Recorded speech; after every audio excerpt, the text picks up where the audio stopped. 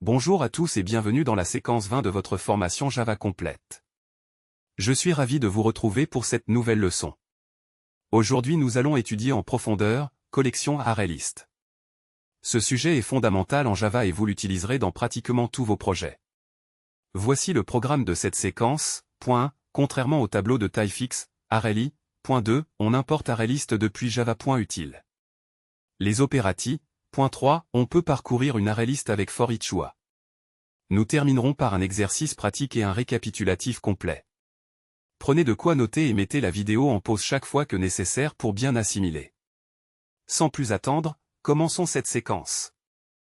Contrairement au tableau de taille fixe, ArrayList est une liste dynamique qui grandit ou rétrécit automatiquement. Elle fait partie du framework collection de Java et offre de nombreuses méthodes utiles. On importe ArrayList depuis Java.util. Les opérations de base sont add pour ajouter, get pour récupérer, remove pour supprimer, et size pour la taille. Prenons le temps d'analyser cet exemple de code ensemble. C'est une démonstration concrète de ce que nous venons d'expliquer. Je vous encourage vivement à recopier ce code dans votre IDE et à l'exécuter vous-même. Observez les résultats affichés, puis essayez de modifier quelques valeurs pour voir comment le comportement change. Tester et modifier le code est la meilleure façon d'apprendre la programmation. Si vous obtenez une erreur, lisez attentivement le message. Java est très précis dans ses indications et vous guide vers la solution. On peut parcourir une ArrayList avec for-each ou avec un itérator. Les méthodes contin, indexOf et isEnty sont très pratiques. Prenons le temps d'analyser cet exemple de code ensemble. C'est une démonstration concrète de ce que nous venons d'expliquer.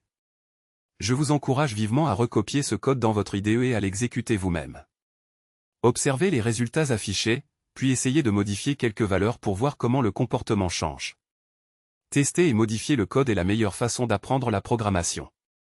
Si vous obtenez une erreur, lisez attentivement le message. Java est très précis dans ses indications et vous guide vers la solution. On peut stocker des objets dans une ArrayList.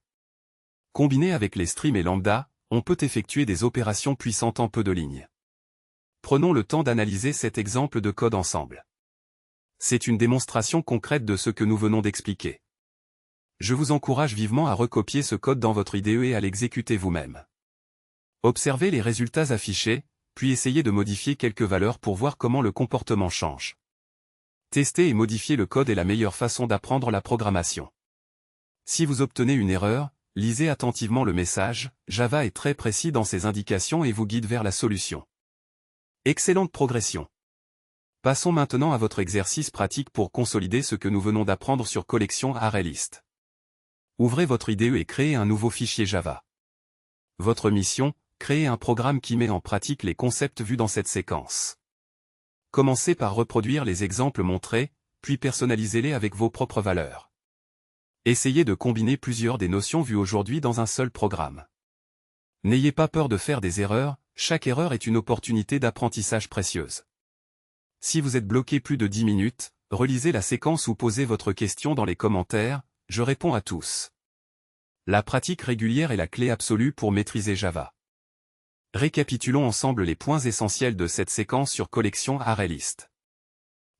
Contrairement au tableau de taille fixe, ArrayList est une liste dynamique qui grandit ou rétrécit automatiquement. 2, on importe ArrayList depuis Java. 3, on peut parcourir une ArrayList avec for-each ou avec un itérator. 4, on peut stocker des objets dans une ArrayList. Ce sont des notions fondamentales que vous utiliserez régulièrement dans vos programmes Java. Assurez-vous d'avoir bien compris chacun de ces points avant de passer à la prochaine séquence. Si certains concepts vous semblent encore flous, n'hésitez pas à revoir cette vidéo. La répétition est une excellente technique d'apprentissage en programmation. Voilà, vous venez de terminer la séquence 20 de votre formation Java complète. Félicitations pour votre persévérance et votre engagement dans cet apprentissage. Chaque séquence que vous complétez vous rapproche un peu plus de la maîtrise de Java. Si cette vidéo vous a été utile, pensez à laisser un pouce bleu, cela m'aide énormément à continuer ce travail. Abonnez-vous à la chaîne et activez la cloche pour être notifié dès que la prochaine séquence est disponible. N'hésitez pas à partager ce cours avec vos amis et collègues qui souhaitent apprendre Java. Dans la prochaine séquence, nous continuerons notre progression avec de nouveaux concepts passionnants. Merci de votre fidélité, et à très bientôt pour la suite de votre formation Java.